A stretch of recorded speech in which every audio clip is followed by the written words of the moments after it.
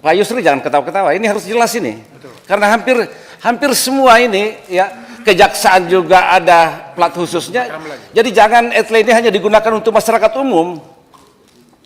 Tapi ini dalam rangka untuk disiplin gitu loh. Berlalu lintas. Tidak hanya digunakan untuk melakukan penindakan terhadap masyarakat hukum, tapi juga terhadap para pejabat.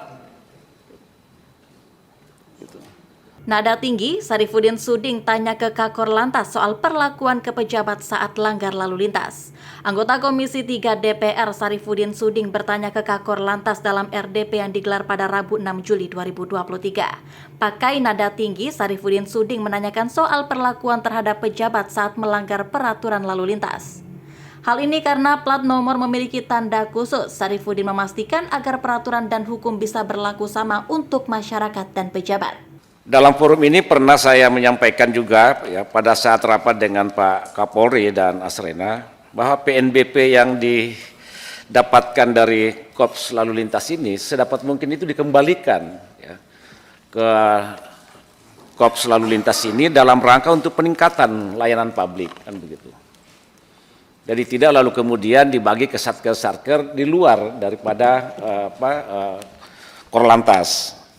Karena banyak hal yang sebenarnya yang akan dilakukan di Korlantas ini dalam rangka layanan publik untuk keselamatan dan juga layanan publik yang lebih baik ya tentunya. Karena Korps Lalu Lintas ini adalah garda terdepan yang selalu berhubungan dan berhadapan dengan masyarakat ya di jalan. Dan saya kira wajah kepolisian itu juga ada di lantas ini.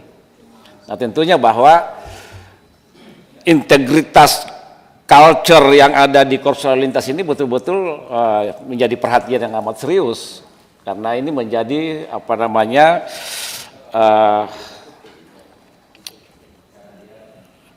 yang sering berhubungan dengan masyarakat dan ibu-ibu di jalanan dan itu menjadi citra ya bagi institusi kepolisian. Lalu lintas baik maka polisi juga akan baik. Wajah kepolisian ada di lalu lintas. Nah saya ingin dapat gambaran tentang penggunaan ya anggaran yang didapatkan dari PNBP ini. Itu yang pertama. Lalu kemudian yang kedua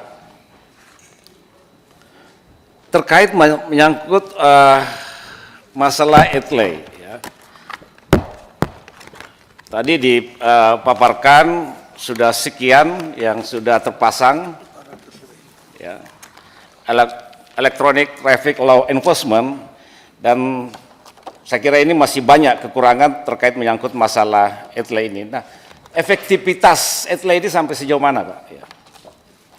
Tadi Pak Kakor Lantas menyampaikan bahwa sekarang ini banyak tanda nomor kendaraan itu yang digunakan oleh instansi masing-masing kan begitu.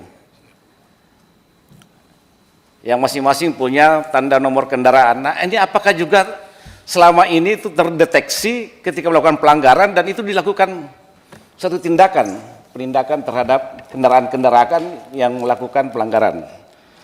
Ya katakanlah misalnya tadi Pak Beni mengalami kan begitu. Tentunya kan DPR ini punya TNKB khusus. Nah, bagaimana untuk melakukan penindakan terhadap TNKB yang memiliki plat khusus ini? Kan biasanya kalau dilakukan tilang lewat etle itu langsung dikirim ke rumah. Nah, sementara TNKB ini dikeluarkan oleh institusi masing-masing.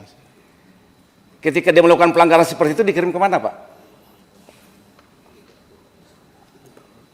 Pak Yusri jangan ketawa-ketawa, ini harus jelas ini. Betul. Karena hampir semua ini ya kejaksaan juga ada plat khususnya.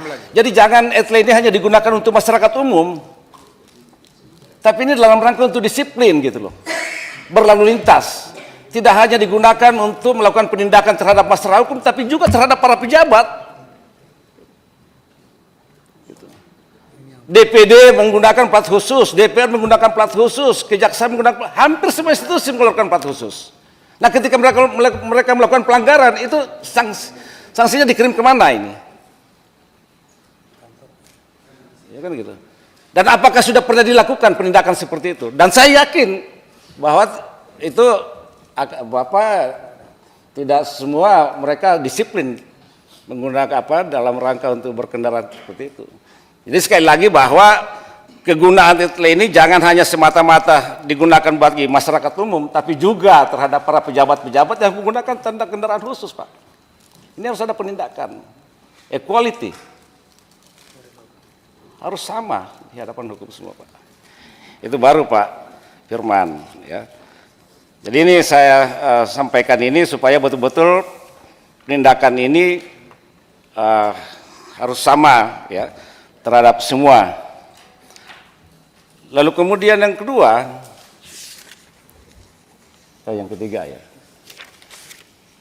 Kalau tadi Pak Firman mengatakan bahwa SIM ini bukan merupakan target PNBP, saya setuju. Nah kalau itu tidak menjadi target, kenapa harus ada perpanjangan gitu? Saya setuju dengan Pak An tadi. Ya sekali aja dikeluarkan supaya masyarakat tidak bolak-balik perpanjangan dan sebagainya. Begitu pula menyangkut masalah STNK. STNK ini kan hanya sekedar pajak, ya kan begitu. Kenapa harus diganti lagi? Ini kan hanya ini proyek aja Pak. Kalau boleh saya katakan ini proyek bagi para vendor gitu loh. Iya udahlah saya buka aja. Ini adalah proyek bagi para vendor sebenarnya. Bebannya ditujukan kepada masyarakat. Tahun. Kalau ini semua dihilangkan, saya kira enggak dah masalah. Ya kan begitu. SIM STNK cukup sekali aja. Tapi ada ketika dia membayar pajak, ya paling tidak ada apa semacam stiker atau apalah seperti itu kan begitu. Dalam forum ini juga pernah saya sampaikan bahwa kita institusi kepolisian ini jangan selalu mengikuti keinginan vendor gitu loh. Tapi ikuti kebutuhan yang ada di institusi kepolisian gitu. Ini kan banyak barang-barang yang diadakan di kepolisian ini sebenarnya tidak dibutuhkan tapi sudah diadakan. Banyak barang-barang yang belum digunakan tapi sudah rusak. Karena itu keinginan para vendor, bukan kebutuhan kepolisian. Ini saya ngomong karena fakta gitu loh.